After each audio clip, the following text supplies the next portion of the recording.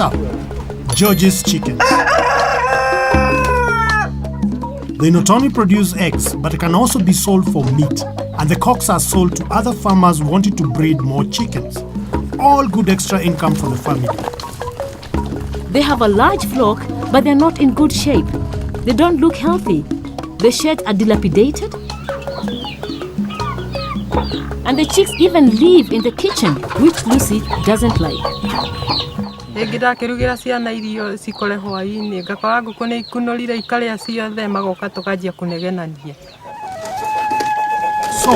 we called in Thomas Kaudia, an expert poultry consultant, to give George some much-needed advice. Thomas first looks at the hen house, where the hens are laying their eggs. Oh, okay, George, looking at your chicken, I think you have a problem with this chicken. Well, when I look at this shed, George, I see that the shed is not constructed as it should be. I also don't see the proper equipment inside there. I see important things like patches missing. I don't see proper drinkers. I don't see the nest boxes.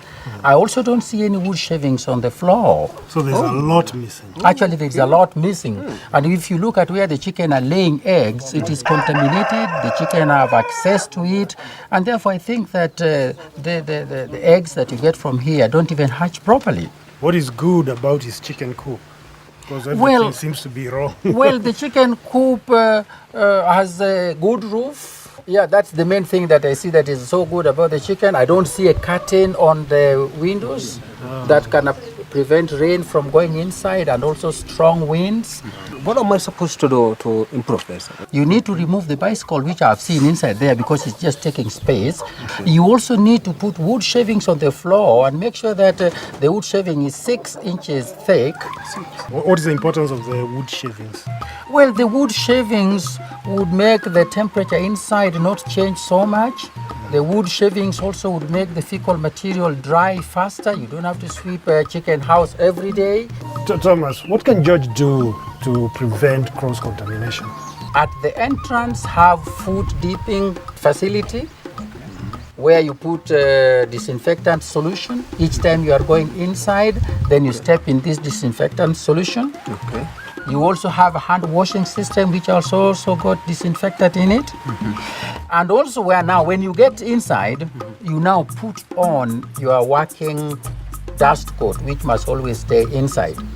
George, I see you have chicken wire on the window. That is good, but this is too big.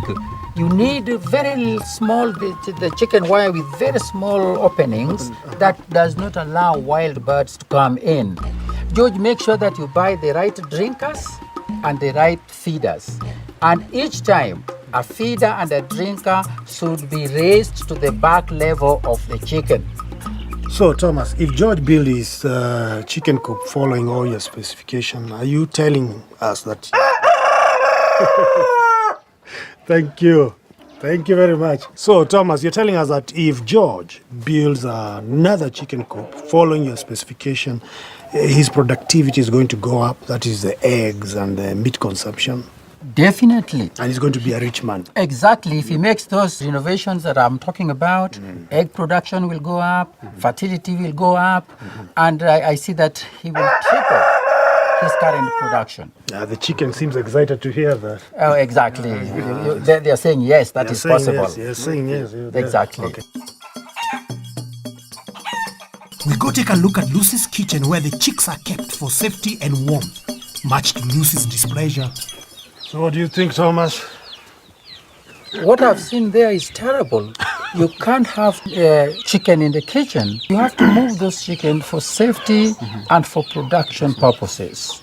We need to clean that place and sanitize. Spray it with one of the best disinfectants that we can get. Thomas recommended that George sprays his kitchen with Coopicide. To construct a simple 20-foot long and 10-foot wide chicken shed from scratch to Thomas' recommendations would cost quite a lot. Of course, this would come in much cheaper if you made over an old shed using materials found on the shamba, and would only cost the labor and some extra nails. When the chicks are banished from Lucy's kitchen, they will go to a separate pen where broody hens can hatch their eggs in peace and the chicks can grow.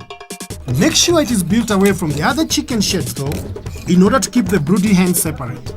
So, renovate the sheds, control infection, get those chicks out of the kitchen, says Thomas. You better get cracking.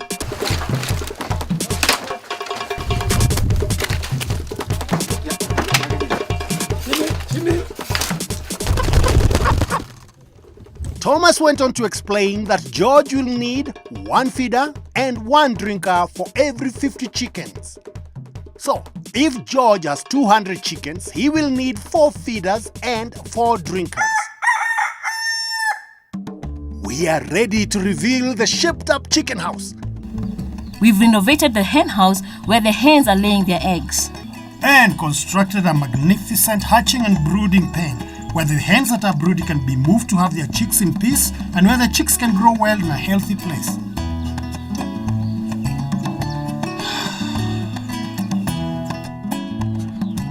Will Thomas approve of all the changes? Will they be of a high enough standard?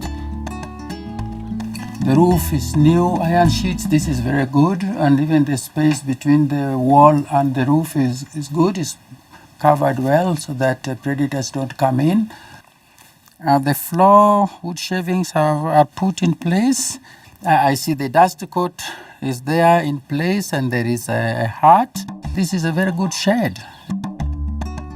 I'd like to see the breeding and the brooding shed, so let's go there and see.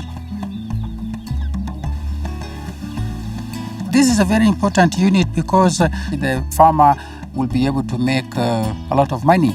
This is wonderful. Chicken business can bring a lot of money if we keep the chicken in a clean place with enough food and clean water and air. Coming up after the break, we learn about chicken vaccines and making sure you are making good profit from your chicken farm.